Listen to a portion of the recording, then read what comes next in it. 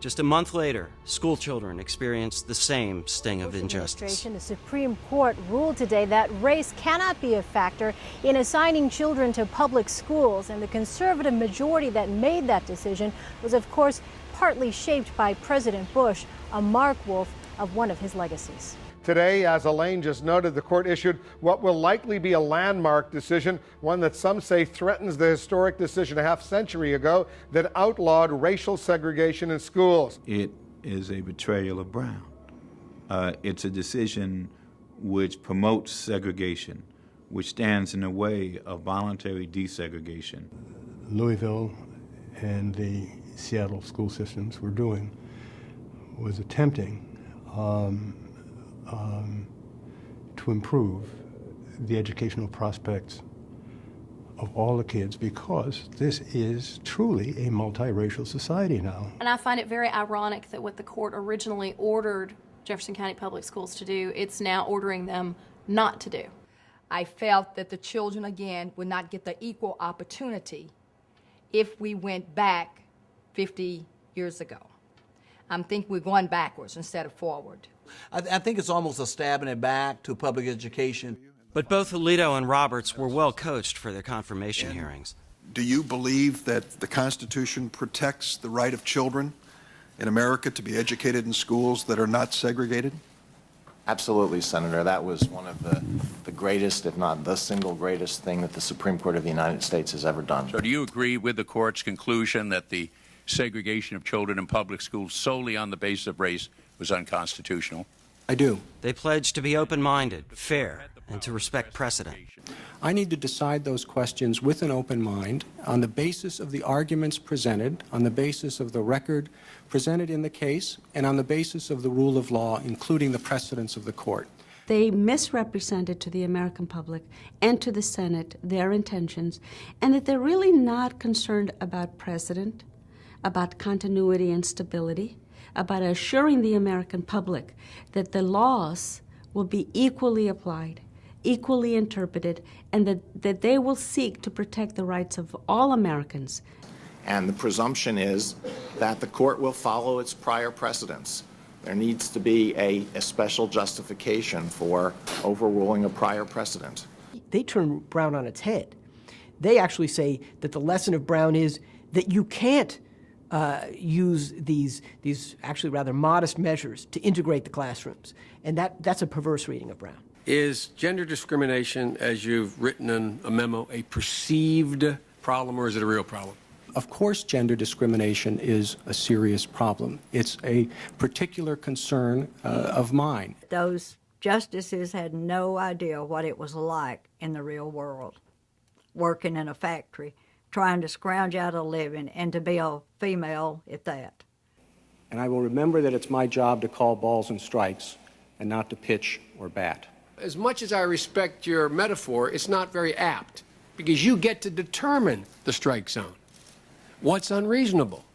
Your strike zone on reasonable or unreasonable may be very different than another judge.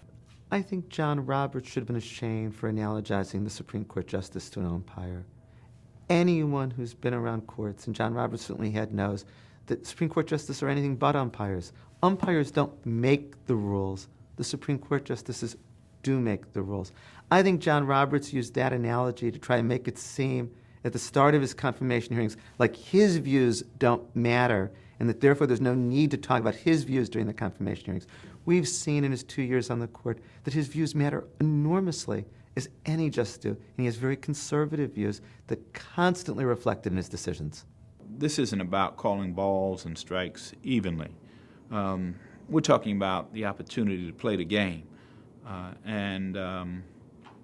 I think the decisions that have been made in these past few months by the Supreme Court compromise the ability of people to have the opportunity to play the game fairly. These are dark days for Americans who look to the Supreme Court to protect our basic rights and liberties. The Ledbetter and Louisville decisions show clearly what the radical conservatives on the Roberts Court have in mind: an ideological agenda, little regard for the court's own precedents, even less for the values of equality and fairness that animate our Constitution and our laws. Justice Breyer put it this way in his dissent in the school case. It is not often in the law that so few have so quickly changed so much. This court had 5 votes. Bam. They're going to rewrite every case that comes before them as much as they can. And this is not a restrained court, but it's essentially a court that is furthering the Republican agenda through another branch. And that's especially true of Bush's appointments. They're not patient. They're greedy. They're not careful about how they're reshaping the law to accommodate their values. They're moving very quickly and very hungrily with little thought for the ability of the country to assimilate the change. They exude contempt for those of us who disagree with the views of the 5. John Roberts is the youngest Chief Justice in 200 years. Samuel Alito is just a few years older. They could be making decisions for decades to come. But that must not stop us from doing whatever we can to protect liberty and to seek justice. Unfortunately, most people don't realize that what the Supreme Court decides affects their lives on a daily basis. For women, whether or not there'll be access to safe legal abortion depends on who the justices of the court are. For the millions of people who are victims of discrimination, well, whether there's going to be a remedy depends on who the court is. For people who have a loved one who's a defendant in the criminal justice system, whether there's really going to be a fair system under the Constitution depends on who the justices are. And I think we need to do a much better job before the 2008 election of showing people that one of the most important, maybe the most important thing the next president is going to do is determine whether we'll have justices and judges who will enforce the Constitution. This is not just about politics or some abstract issue of the law. This is about justice. This is about human beings, like Lily Ledbetter, a woman who has worked hard and honestly all her life. Not famous people, but Americans, entitled to justice. Fairness. Fairness. We need to bring fairness to every American. You, me, a student in Louisville trying to learn, or a woman in an Alabama tire plant just hoping to be treated fairly. This is our time, and this is our place. We cannot turn our backs on the struggle when we see a court turning its back on justice.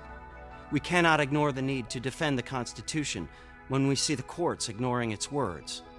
So get involved and get active, for among the senators voting on judges is your senator. Among those who seek to be president will be your president. Don't just hear them out. Let them hear your voice. That's how we bring fairness to every American.